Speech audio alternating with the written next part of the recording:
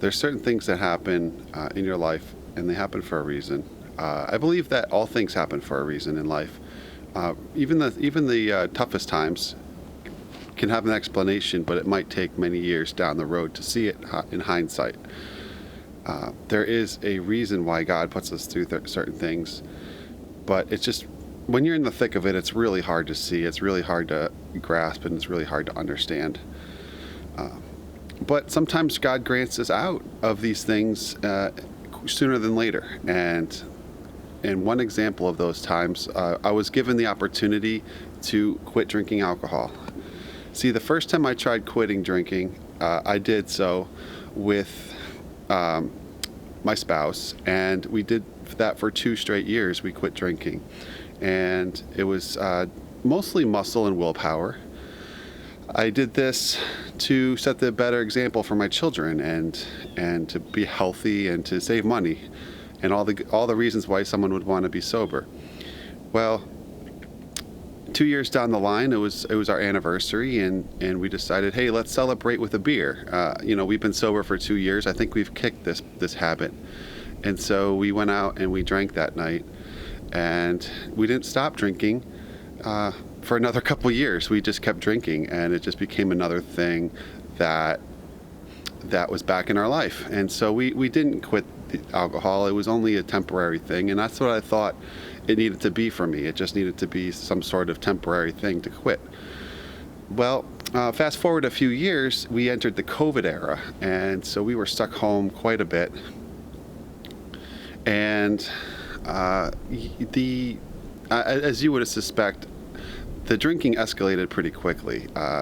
As the 1 or 2 or 3 years we were stuck home during that time, we were working from home almost 100% of the time.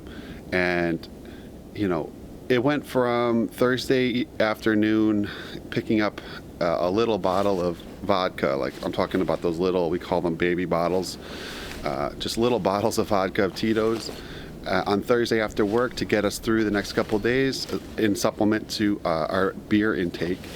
It graduated to a liter, and then after that, a few months or whatever down the line, it graduated to an actual handle from the wholesale store nearby. And we would get a good deal on that, so we would start drinking a handle right through the weekend.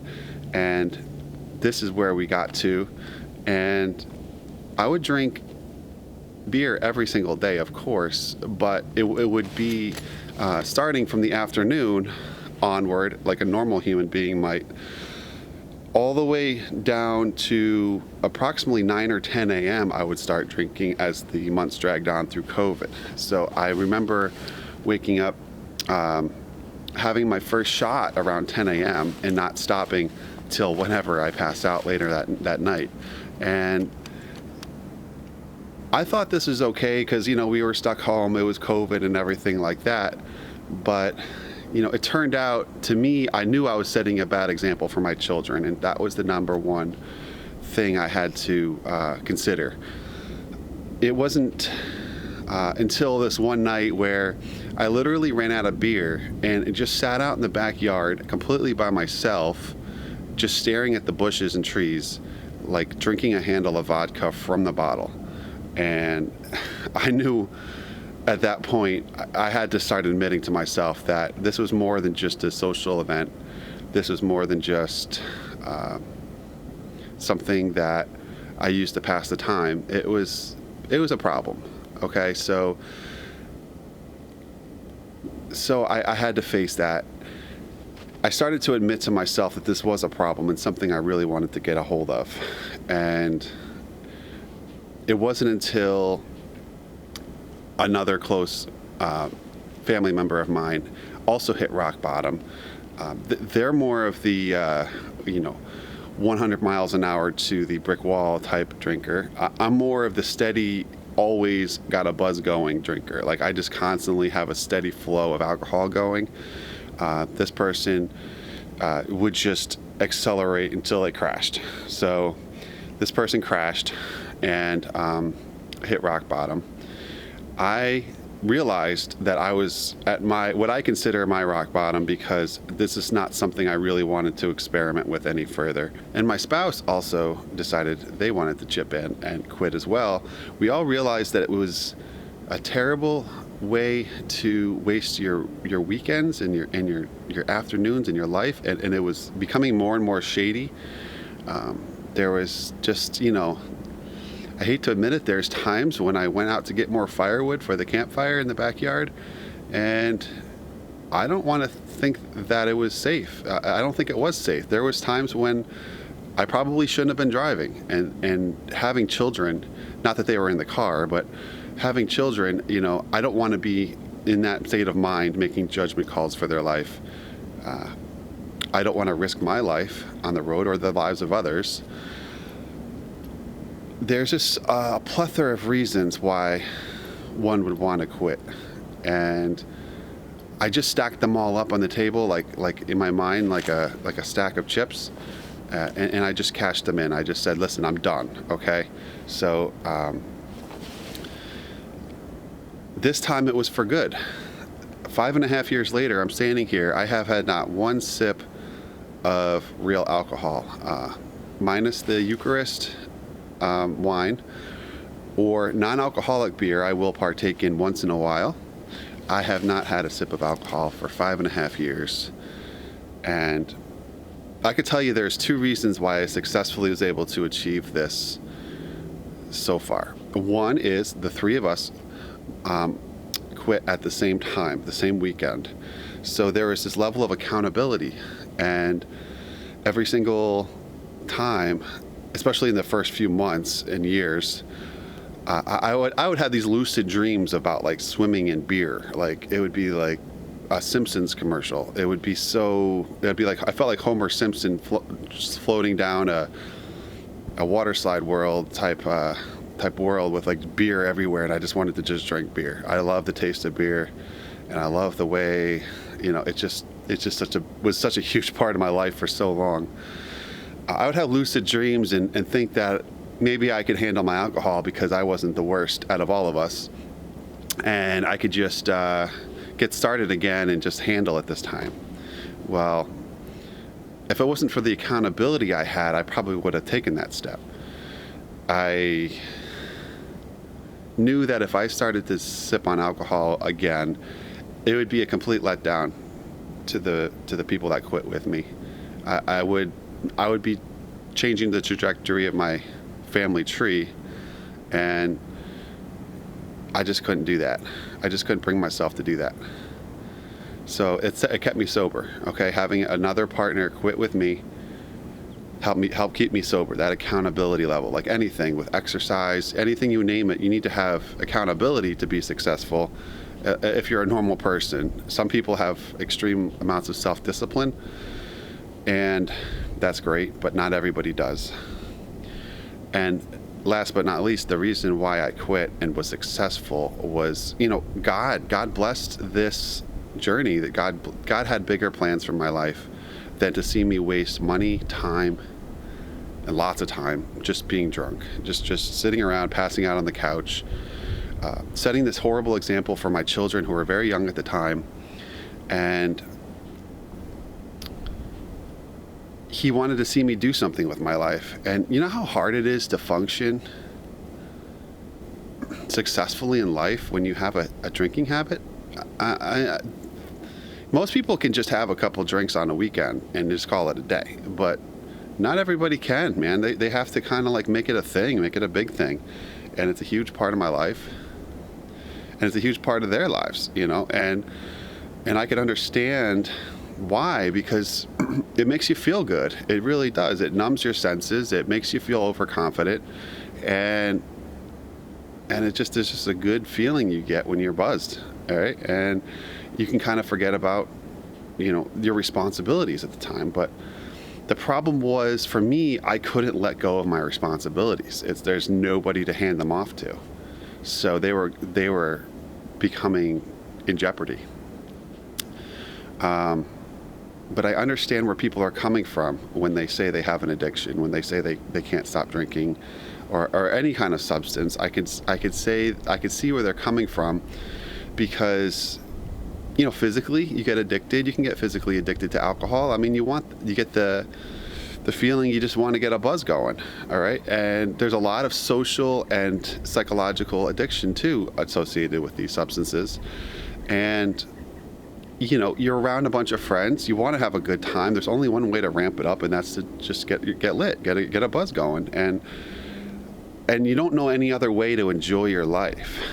And so the biggest struggle in transitioning to a sobriety type life is just understanding that you can create a life for yourself. You can create enjoyment without having an altered state of reality. You can do this. It just takes time, and you gotta have faith, as Limp Bizkit famously said once. You gotta have faith that God will pull you through this if you give Him your ultimate will, your ultimate heart, and your intentions. Say, I'm like literally nothing. I can't do anything without you, God. You're gonna have to lift me up and drag me through this day because I can't get through it. And He'll show us a door. You just need to have enough gall to just walk through it. You got to go through it. You got to go through that door. And on the other side of that door or window, you will see that there is a way to do this. You just have to follow it step by step. I did take the 12-step plan for a few months afterwards. I went to the virtual meetings, and I found them helpful in a way. It was good to talk things out a bit. And I think it's more for a certain type of personality that really loves to express what they're going through verbally, and it gives you a cult community to lean on, and it's really good to have those sort of groups. And I used it for a short period of time, and eventually I realized that, I can do this, but I got to have God on my side, So I kind of had the 12-step program more or less written in my mind as I went through it, and spent most of the time not going to meetings. But you got to have those first steps, like admit that you have a problem. You just got to admit it.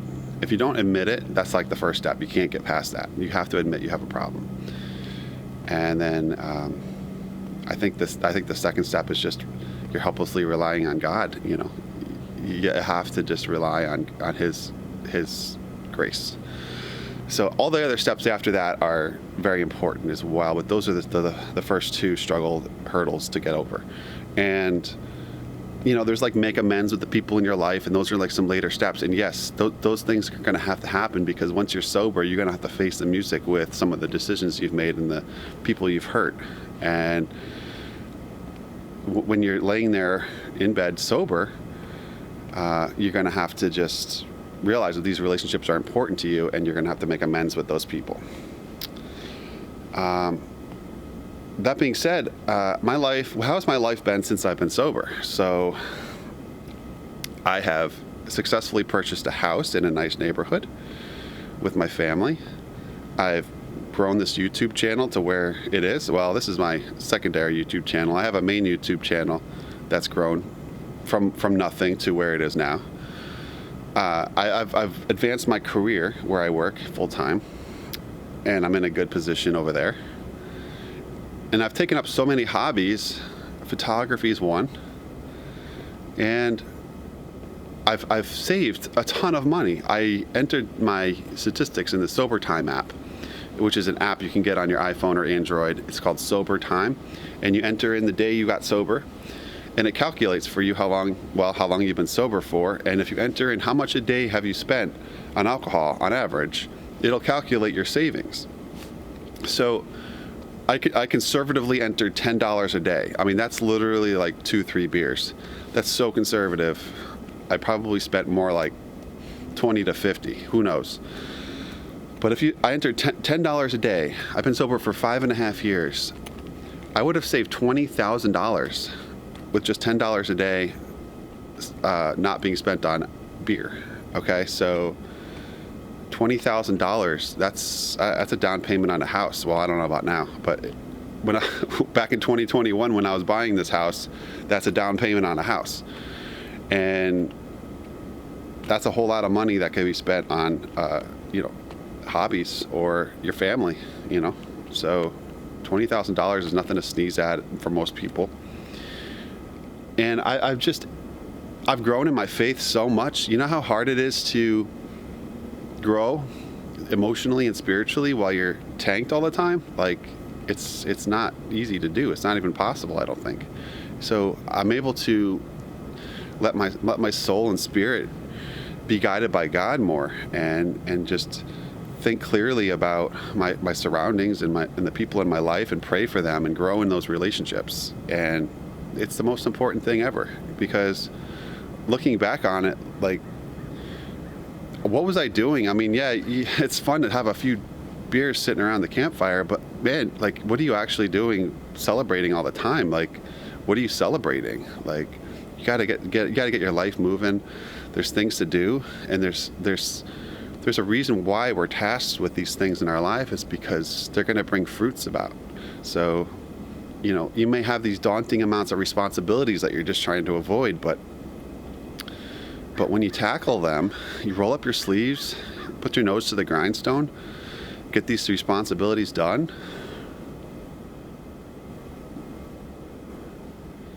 it sets a whole new playing field for you to live in, and a whole new level of existence. And it brings people together, and it allows them to enjoy their life, the people that you live with, because you're taking care of your end of the bargain. So I hope this message is for somebody out there, and I hope that, I don't sound too preachy. I don't think I do. I'm sharing my experience, and I hope that this message touches somebody and is able to help you just one more step further. Thanks for watching, and don't forget to like and subscribe.